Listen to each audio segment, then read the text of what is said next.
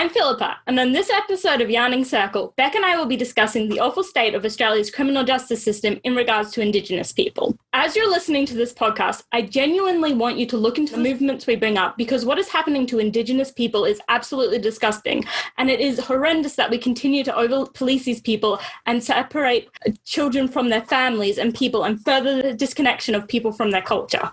And here's Bec, and I'll let her introduce herself. Hi guys, my name is Bec. Philippa, thank you so much for letting me join your podcast episode. I'm so excited to be here and help you inform the masses about this important topic. Thank you for being here. Of course.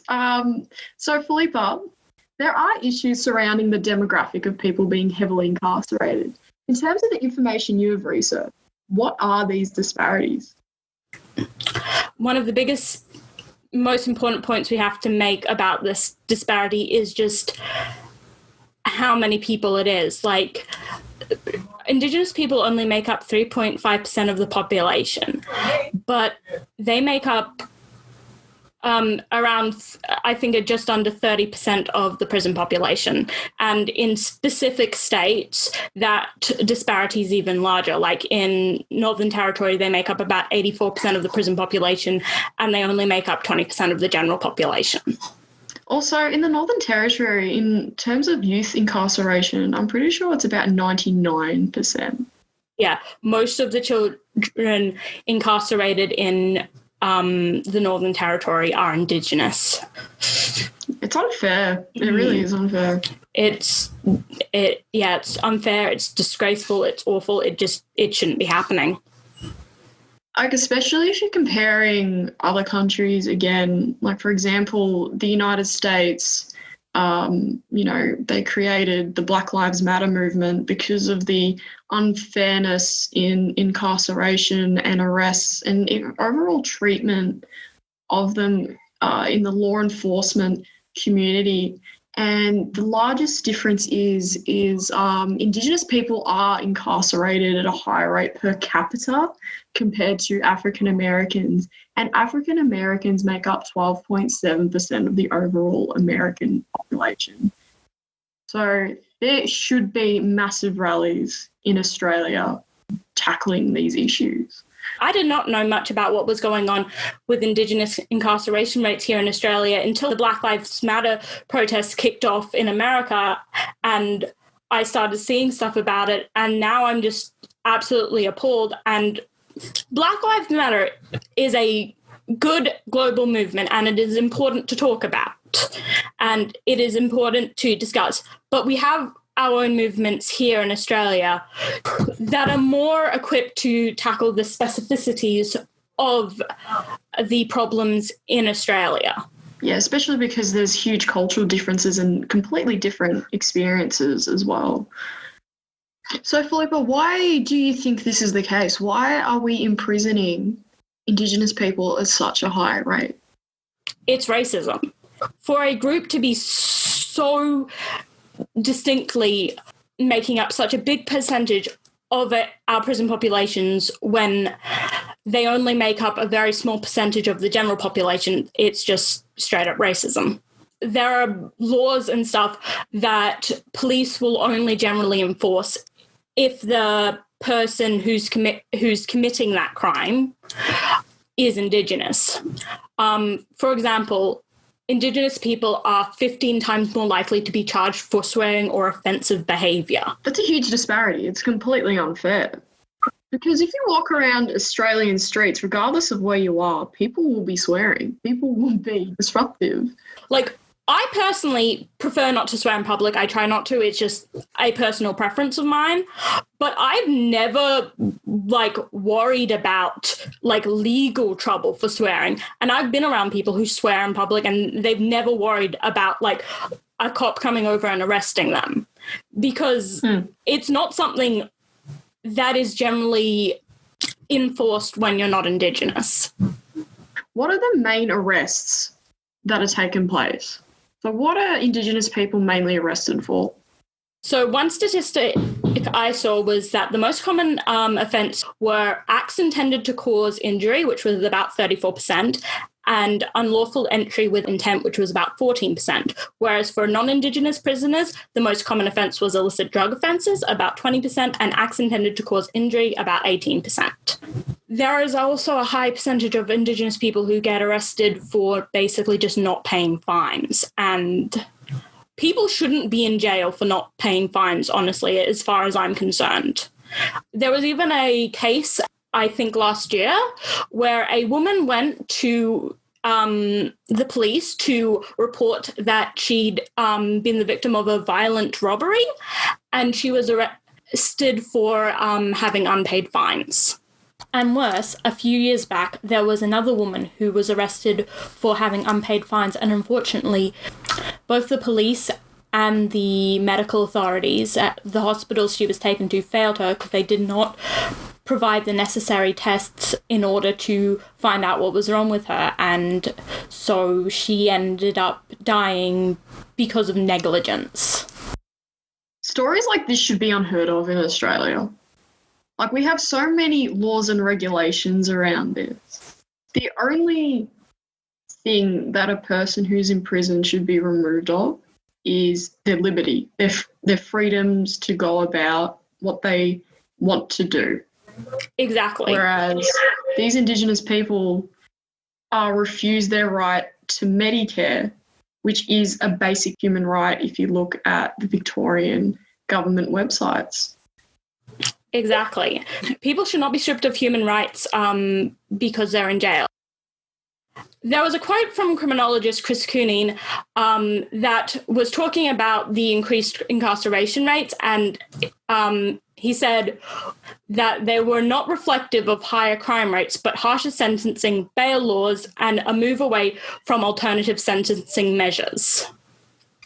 And based on what I've read, I would agree with that. Especially for youth. 10-year-old children can be incarcerated in Australia. Yeah, 10-year-old children can be incarcerated here because our minimum age of criminal responsibility is only 10, which is below the UN recommended 14. Honestly, I would imagine it should be even higher, but it absolutely should be raised. Yeah. Yeah, it should be at least raised to 14. There is a movement, Raise the Age, which is campaigning to increase the minimum age of criminal responsibility in Australia because it is way too low. So why do you think they should raise it? Because children under the age of 14 are not at the developmental stage where jailing them for crimes works as an effective punishment. They don't understand consequences enough, and considering the high rates of recidivism we have here, all it does is set them down a long path to constantly being in and out of jail, because jail is no place for a young child and it messes with them mentally. How does it mess with them mentally? What would they learn in a prison cell? Who are they surrounded by? In a prison cell, they're around people who also are having legal trouble and also may have done something wrong, or unfortunately, maybe they haven't done something wrong enough that they would be in jail because of children who are in jail awaiting trial, 2/3 would not actually be sentenced to being locked up. And yeah, about 68% of children in jail, at least in 2018, had not been sentenced yet. That's a huge number. That's a lot of kids who are having negative experiences with law enforcement. Yeah. It's also just a lot of kids who are in jail when they shouldn't even be there. Like, they shouldn't be there to begin with because they're children and they are too young to comprehend it. And even with older children, only like the most severe of circumstances should lead to imprisonment. But they are children who shouldn't be there because... So are you saying that we should improve our bail laws? Yes, definitely. That is one thing that has to be improved. And children who are awaiting trial just shouldn't be in jail. I personally say children awaiting trial shouldn't be in jail, but at the very least, only the most, like, when it's really dangerous should they be in jail awaiting trial. They're children. Yeah, they are children. And I also read an article that children who cannot be properly cared for by their parents who are neglected or so on and so forth, while that is in the lens of a non-Indigenous person, they are actually put in to a juvenile detention centre because they're unsure where else to take the children who can be protected and well cared for. And that's honestly disgusting. So an innocent child is thrown into juvenile imprisonment for honestly no reason whatsoever because Australia doesn't have the facilities to provide them with proper care, just in case their parents legitimately cannot care for them. Exactly. Children should not be in jail in the first place. And especially for the children who actually really did need to be taken out of their home situation, they should not be re-traumatized by being thrown into jail instead of actual... I can imagine their mental health after that. Exactly. It is appalling. It really is. And if you actually hear about the conditions in some of these jails, it's disgusting. It's disgusting. Yeah, like that Dondale documentary of that young boy being strapped to the chair. Oh, that was horrible. And with a bag over his head. How can you do that to a human being? Like, I don't understand it. It's disgraceful. Children are being abused in these jails. They are. Children who shouldn't even be in jail because they are too young. Children who shouldn't even be in jail because they didn't even do anything wrong. Also, there was that case a while back of a, I think, 12-year-old boy who was on trial because his friend had given him a stolen chocolate. His friend gave him a stolen chocolate, so he's... What? Yeah, a 12-year-old child, was on trial because someone else had given him a stolen chocolate. So let's make a comparison here. If you look at a non-Indigenous Australians, those predominantly of a white or Anglo-Saxon background, if they committed similar crimes, people wouldn't even notice or say anything, nor care if it were someone of an Anglo-Saxon background. I remember an incident a bit back of two men in their mid-20s who were ex-private school students who were snorting, I think, cocaine in front of a police officer even. And they were considered boys, and the judge joked with them and everything. And, they were considered too young to know the consequences of their actions or something. But Indigenous children, they're not considered too young to know the consequences, even though they're actual children, not grown men.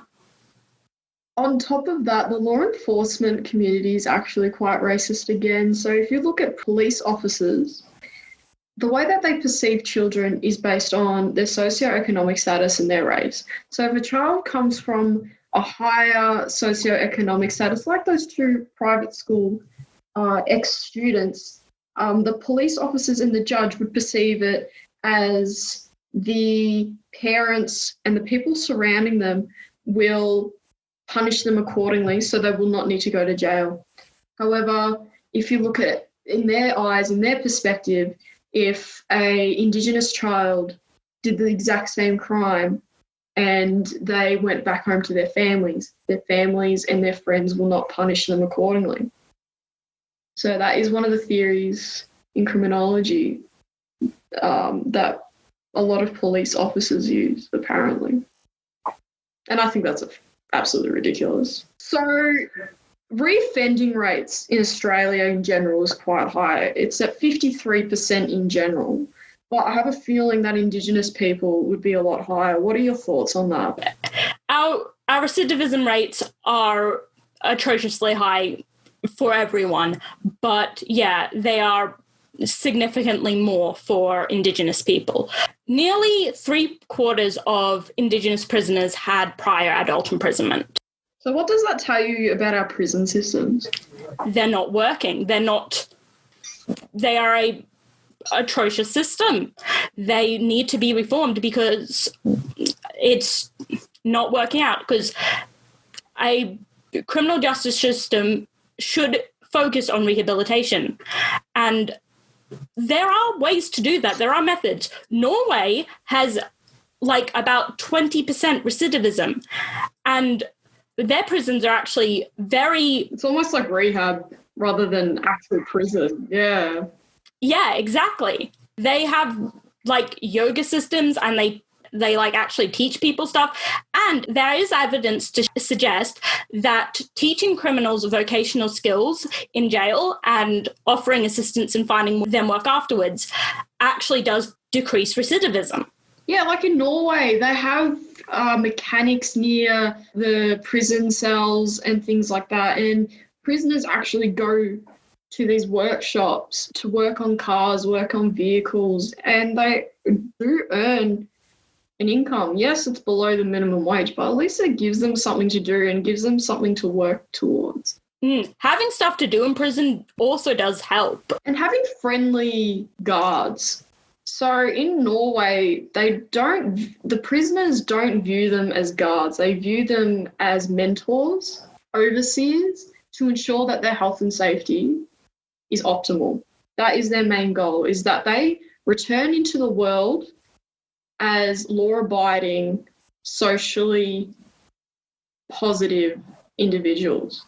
And it's clearly succeeding because they are absolutely destroying the rest of the world. And second of all, they actually do not spend that much money either. Yes, they spend the most in the world, but if you compare Australia and Norway, they only spend an extra $20,000 per year per prisoner.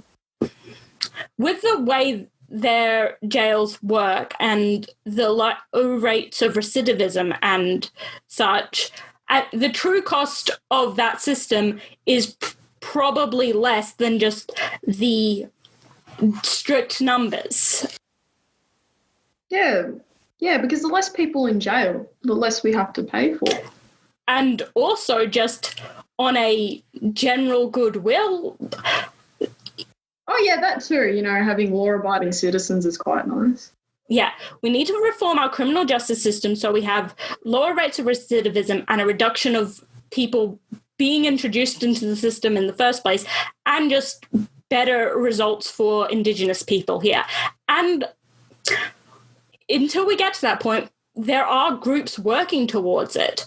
There's the movement I mentioned, Raise the Age, which is looking to raise the age of criminal responsibility in Australia. They have a petition you can sign and everything, and that I think is very important because our minimum age of criminal responsibility is far too low, and it does disproportionately affect Indigenous children.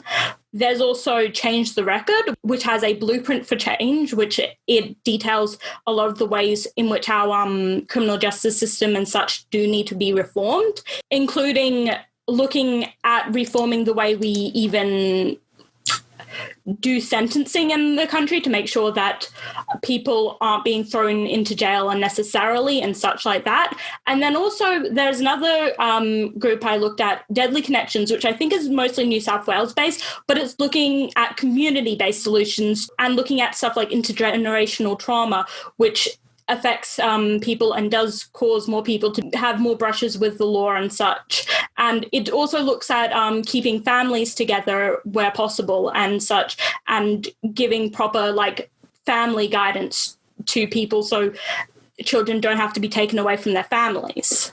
So the main consensus behind this is that there is a huge misunderstanding between non-Indigenous and Indigenous Australians in terms of how we live and how we perceive the world. Would you agree with that?